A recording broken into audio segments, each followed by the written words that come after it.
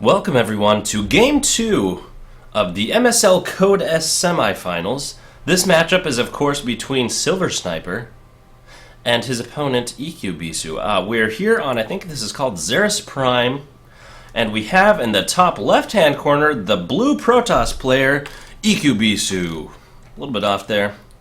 That's quite alright by me. Protoss buildings are quite shiny and have really cool-looking doormats.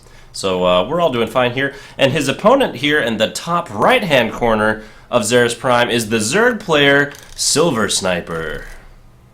So very exciting here. This is a map that's actually not seen very frequently, and by that I mean I don't watch it very much in WCS. So it must therefore not be one of the most popular ladder maps, although we've now seen it more than once. So it's a thing. It's a real thing. Getting that first scout off, it's actually really interesting that this is going cross-map. Generally, it seems like most players unofficially scout counterclockwise, although here I can understand a little bit of what's going on. He's wanting to make sure that his opponent's not super far away from him, and then might send out another scout. But here's SilverSnyper playing much more standard and just scouting to each direction. In fact, pro players do something crazy, like, say, confusion.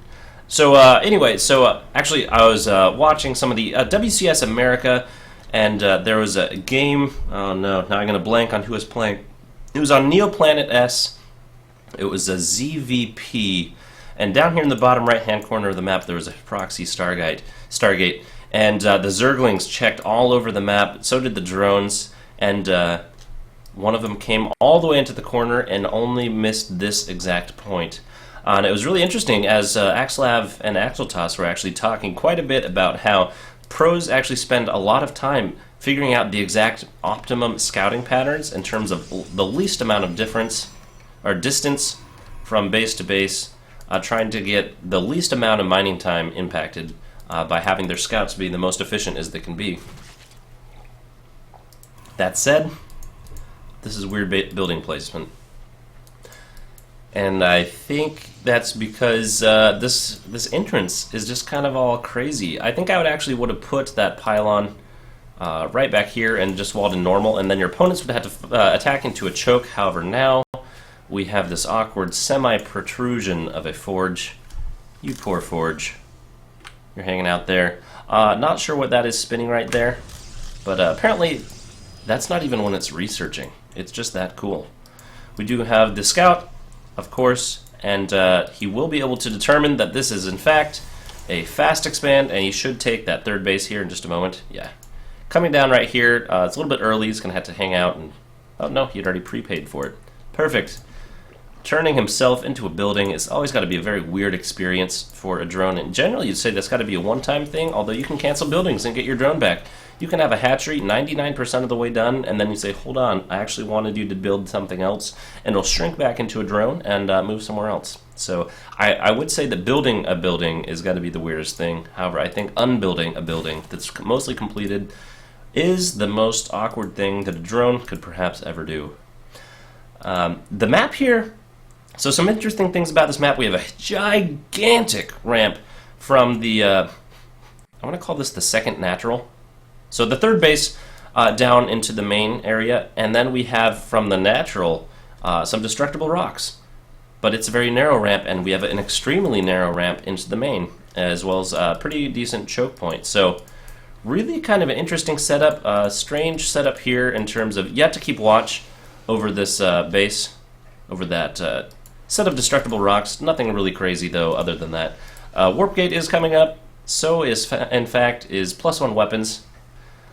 In terms of workers, both players are actually completely even. Chrono Boost can keep you in the game in terms of workers. It's just as soon as you stop spending it that you fall behind. We do have some sentries coming up. Other than that, not much going on. Gas geysers now going down for SilverSnyper though, so this should be the beginning of teching, and if SilverSnyper stays with the same build as for his ZVP, we should see a Roach Warren popping up sometime soon. There we go. Roach Warren. And then we should see the evolution chambers here coming up in just a moment. Oh, cancels the Roach Warren. Fake Out is still continuing to macro, although I think he's going to build one here in a moment. He's actually very supply blocked, perhaps why. That's why he did not do it. Not entirely sure. The lava over here being really exciting. Love that. Gas geysers here not being used. I really wonder what his tech path is going to be. We do see the same build again, actually. So now 4 gate, 1 robo. I like the pylon placement here. Going to be able to determine if there's in fact some really fast, annoying Zerg units called Mutalisks popping around. And that should help give him a little bit earlier warning and should help allow him to warp in on the side as well in case of huge attack down here. +1 weapons will be finished up. 10 more drones. There's the Roach Warren. It was rebuilt. 16 drones. Really loving the macro game going on here. Not messing around at all. The 8-minute mark, he's going to have how many drones popping out? There's 59 there. So 5 more in production. We do have Zergling speed most of the way done. I would expect to see glial reconstitution being researched. I'm also kind of surprised that we don't see gas geysers here, although what that would mean to me is that he's not wanting to tech that much right now in terms of going for those higher tech hive units at this point in the game, although there they go.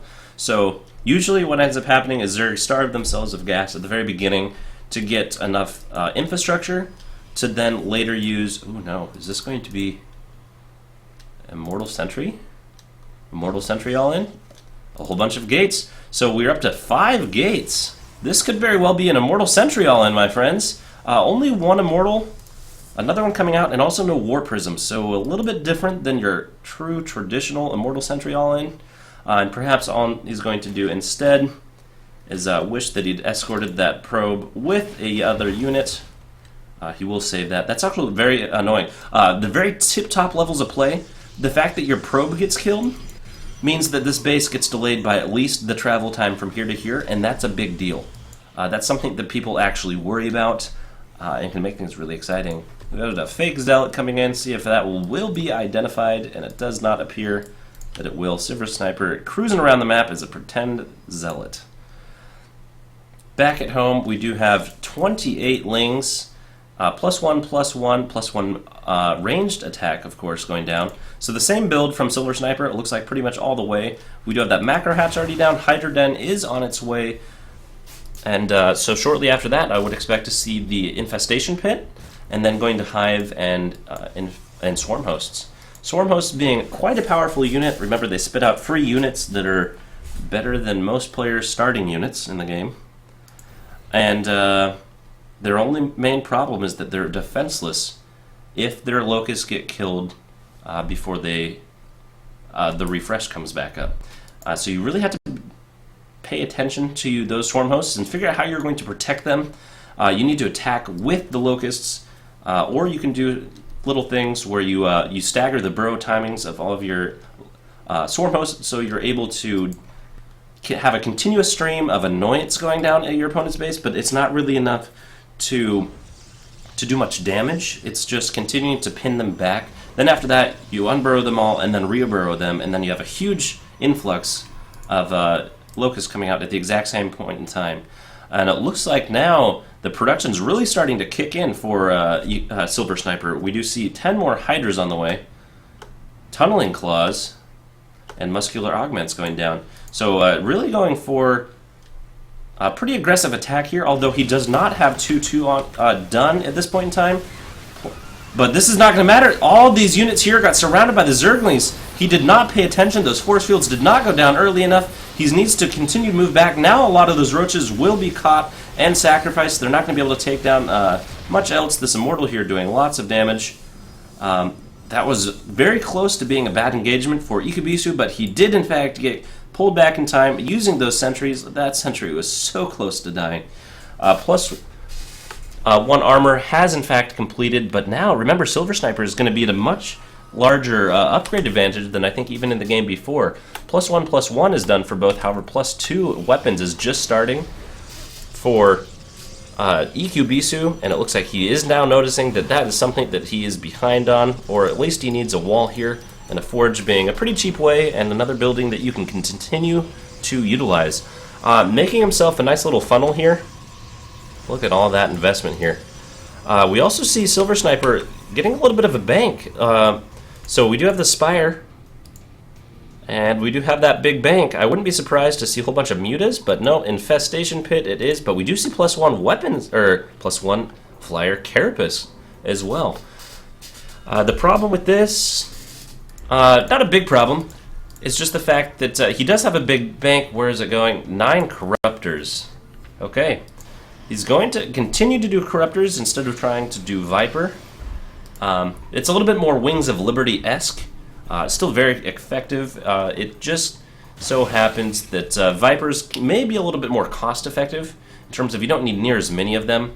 You just need to have a few nearby, and unless they have High Templar to feedback them, you are pretty much safe as long as they don't blink right under. But if you have a Roach Hydra army underneath, they're not going to be able to blink forward and retain their cost efficiency. So EQBisu going to be attempting a drop here. Blink is now just about done. And what will be happening here? SilverSnyper actually doesn't have very good vision of the map. He does have one Overlord here, and he will scout that. So good placement. I thought he'd come a little bit farther here in the middle, but instead skirts around the edge. He is going to be spotted. All of those Zealots going to be dropped. He needs to make this. He needs to warp in some more units. Nope, he's not going to worry about it. He might be able to focus down that Queen. That will be a good win for him. That'll just continue to larva block him. Also, I'd like to point out pretty low energy on these Queens, even though we are now almost 17 minutes into the game. We do see a 5th base being taken. I think that's a good move, considering absolutely nothing's been done in the bottom corner of either of these maps. In either of the bottom corners of this map, he does escape with that Warp Prism. So another good move there. And now those Stalkers are actually completely out of position, and there's going to be a huge attack here at the front. There are only 3 sentries here. He needs to throw down those force fields immediately to keep those roaches away. Will he do that? He needs to throw them down. The Corruptors doing huge damage to those Colossi. No force fields going down. The Colossi themselves alone being enough to force those back. And now the Stalker is going to get a little bit closer. They will blink forward, and I think we'll be able to push this attack back for the time being. But now that those Stalkers are here in the front, they're going to get caught in kind of a concave from these Roaches. However, Roaches against Colossi, not going to go too well as long as the Colossi remain in the air. But now there is no target fire going down on those Corruptors. The Colossi are going to go down. The Stalkers here look like they will be able to clean up the rest of this. But the thing is, behind this, EQBisu is not going to be able to remax near as fast as SilverSnyper will be able to. He's going to continue chasing down those Corruptors, but not going to be able to get near enough of them. The other thing I'd like to point out is that SilverSnyper attacked while he had that upgrade advantage. It's actually, I thought he was going to have 3-3. He's actually even this time. He's going up to Greater Spire. Interesting move. Love to see Greater Spires. And the difference here, so one less upgrade, so it was even upgrades. And the other main difference was where the engagements were taking place, and there's not near as many Corruptors here as there were before. So the ground army is actually going to be much larger from SilverSnyper. These Stalkers blink forward, they're just not going to be able to take out any of these Corruptors. So they're going to blink back. The Immortal's going to try to deal with the units on the ground, but excellent control. This Immortal's going to be sniped here in just a moment. Okay, so now that the additional reinforcements have come, he's going to be able to blink and chase them back quite a bit. The thing is that SilverSnyper, in that, like I was saying, in that last attack, he doesn't have near enough of a bank to be able to do what we call a 300 food push, which is where you get enough larvae saturated all of your bases. You have a 200 army. You go and attack, and during that attack, you spend a huge bank and spend all your larvae on basically continuous reinforcements to that battle, and then you trade very cost inefficiently, but you overcome them simply with numbers. As remember, all the other races have to produce serially instead of all at a time. So they have a huge advantage if they have a huge bank that they can replenish everything immediately. So we do see the Broodlords coming out from, remember, that Greater Spire. They do have +1 armor, but nothing else. And instead, we do see +3 missile weapons coming up. But once again, not too much else. I'm kind of surprised that we see these Queens not, in fact, doing those injects. It looks like he's a little bit APM blocked, if you want to be completely honest. Good engagement here for EQBisu. However, the Colossi will go down again. There's just simply such an overwhelming number of those Corruptors. He's going to blink underneath the Broodlord. That's not going to take very long to take care of. The Immortals here are going to help out quite a bit, and so are these Archons. Look at that Cotton Ball being pushed all the way forward. The Zealots here are going to charge forward a little bit foolishly all by themselves. However, they will take out that Spinecrawler. And that should be enough to allow these Stalkers to get in here and really cause some damage. Surprised he's not blinking right up on top of him. Okay, there we go. The Archons here as well going to cause significant damage looks like actually SilverSnyper is not going to be able to hold this off. He does have 5 more Roaches in production. That's not going to hold this off. Neither are those 2 Broodlords that just got canceled. And it looks like EQBisu might be very close to winning this one here. And there we go, SilverSnyper acknowledging that there are these high-tech aliens sitting right on top of his base. And he's not going to be able to overcome that with sheer numbers, especially as he's camping production. So now we are tied back up 1-1 in these MSL Code S Semifinals. So congratulations to EQBisu as he ties up the series. And I'm looking forward to Game 3.